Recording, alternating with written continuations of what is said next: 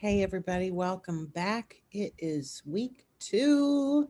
Yay! You've lived through the first week of ENG 110, and you're all still here to tell the tale, which is the important part.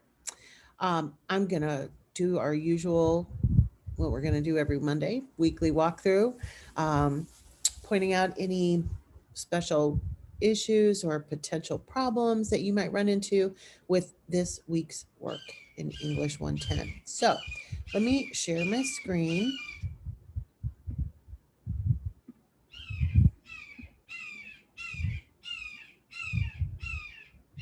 Oh, yep, okay. Sorry, my computer looked weird. I don't know what I was thinking, but anyway, I'm here. We're all good. This, of course, is the landing page. You will always see the announcements. And so you hopefully saw the how to submit a writing assignment announcement that I made later in the week, in addition, of course, to some of the other things that were posted during Unit 1. Keep an eye on the announcements. Now, you do get those announcements in your post student email, and I don't know. I cannot stress enough how important it is to check your post email. I know that, the school is pretty good about calling or sending a text through Fuse or whatever. Um, but there is nothing quite as good as making sure that you are keeping up with your student email, because all the important stuff comes through there at some point or another.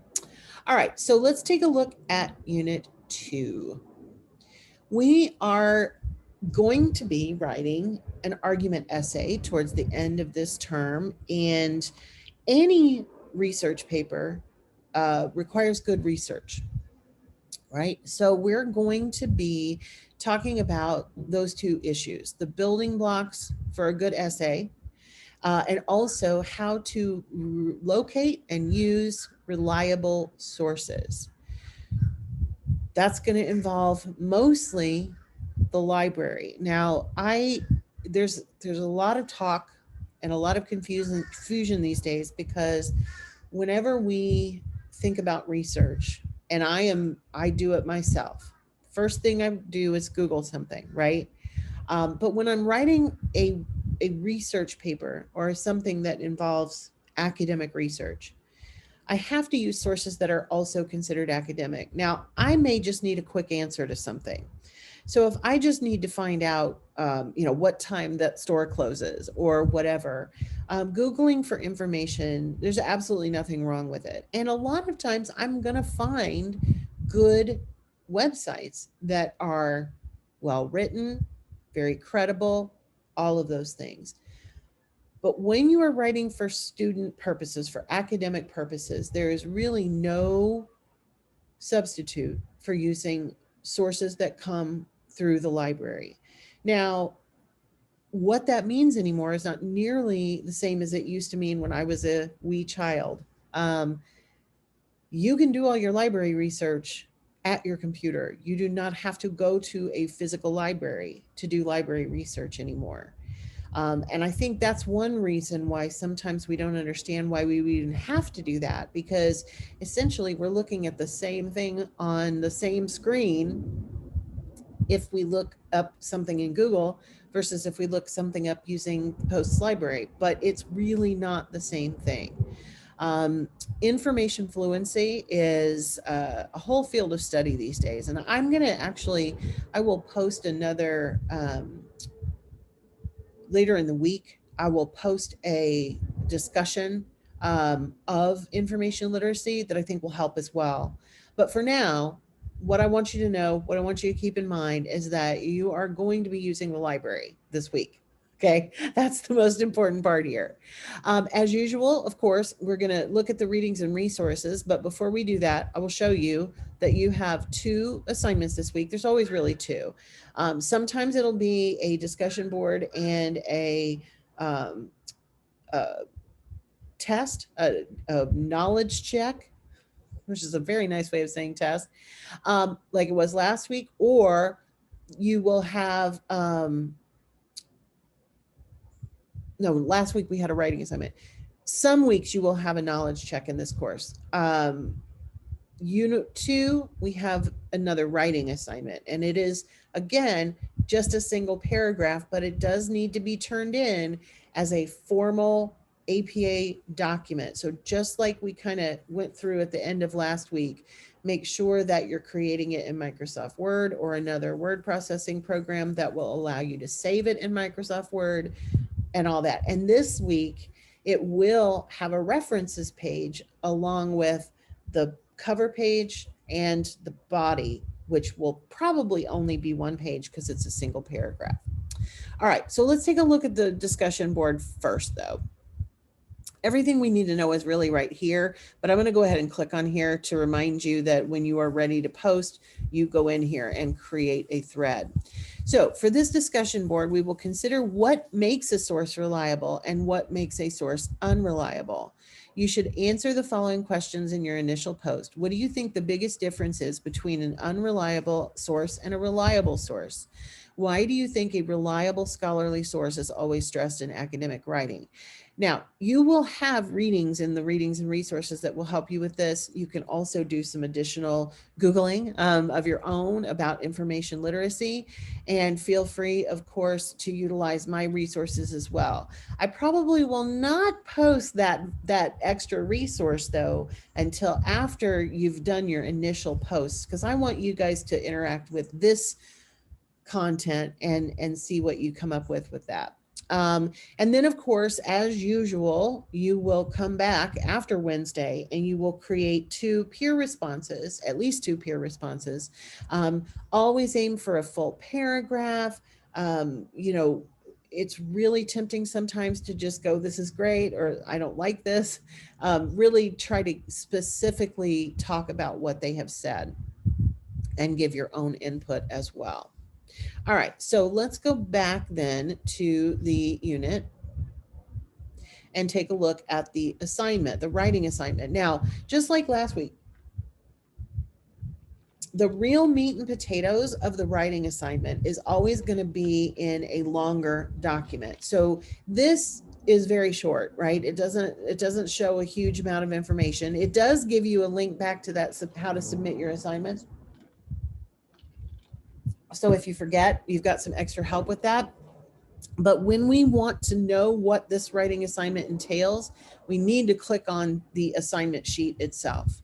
Now, I personally, and I think I mentioned this last week, if I were doing this class as a student, I would probably be printing these out. I like to have it in paper form. Now, you don't have to, but I would come back when you think you have finished writing your paragraph. I would come back and I would double check to make sure that you've met all the requirements.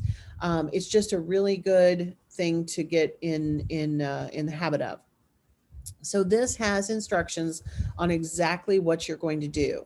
You are not doing independent research for this particular assignment. You are using an article, and it's got a link right here. You can click on that. It will take you to where you need to go.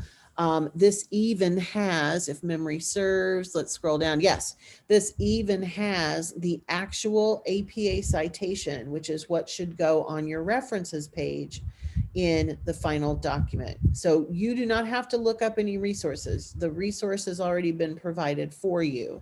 But this is a good reminder that we are using good scholarly resources.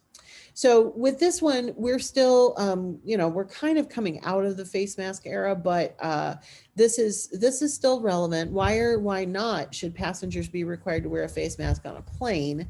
That is a very specific place where we are still seeing mandates, and certainly, the idea with new variants and things like that, and people who may or may not be vaccinated. You were writing a paragraph as if you were writing this for an academic paper. So you want to use third person. You don't want to say I think people should. No, we know it's what you think because you are writing it. So you do not have to say I think, I feel, I see, I believe. Keep all of that out of it. So no first person. You also should not really write you think this, or you should do this, or you want to stay out of the second person as well. And so they've got in your readings and resources this week, you'll be learning about citing your source. in an APA citation with the quote, which you'll use at least one quote from that article. You want to include the author's name, last name, Gangitano. I can never say that name right, and the year 2020. That's what's going to go in the little parentheses next to the quote. Um, and you've got some questions here to guide you, reminders about what not to do. Here's the sample of the in-text citation that you're going to use, and the P period means paragraph number. So it's a short article, so you would count what paragraphs and you would put that in there as well. So follow those directions, read them before you start, read them after you finish, read them again when you get your feedback on it. And then of course it's also important to take a look at the rubric. Rubrics are used to grade your papers, but it also will help you target areas where you can improve in the next one. So for example, the biggest one and the first one is direct quoting. You are required to use at least one direct quotation from that article. So if you do not use a direct quote, you will get a 0. That's a big point loss. Okay, so make sure that you're not only including the quotation, but that you are including the in-text citation with it. Everything is properly formatted. Gangitano's name is capitalized. Commas are where they belong, and all that stuff. And if you do that well, you're going to get all 25 points. Okay, so rubrics are important when you get your feedback, but they can also be really helpful before you even start on the assignment. All right, so let me go back to the readings and resources just to quickly show you what we've got there. You'll click on the link, and as usual, you will have links that go to the ebook, and you will read the items that come up. Okay, so you've got a couple of things under building an essay. This is going to help us understand why we don't use third person, or why we do use third person, sorry, why we don't use first person. The second part is on finding a reliable resources. Again, you're not having to do your own research yet, but you will be soon. So this is going to be really helpful. And then you've got information from on direct quoting and citing evidence. It's got an activity built in, which will help you with that. And then finally, you've got the introduction to post-library resources. So even though you don't have to go out there and find your own article this week, I would definitely start looking at it, right? Use the video as kind of a starting place, and then maybe go on and try to find an article on something you're just interested in. Because as my mother always used to tell me when she would get mad at me for not practicing my piano, right? Practice does make perfect, or at least makes it better. All right, so let me go ahead and stop sharing, and I will just wish you a great week. Hopefully everybody had a great 4th of July weekend, and if you need me, please reach out. I am available pretty much all the time.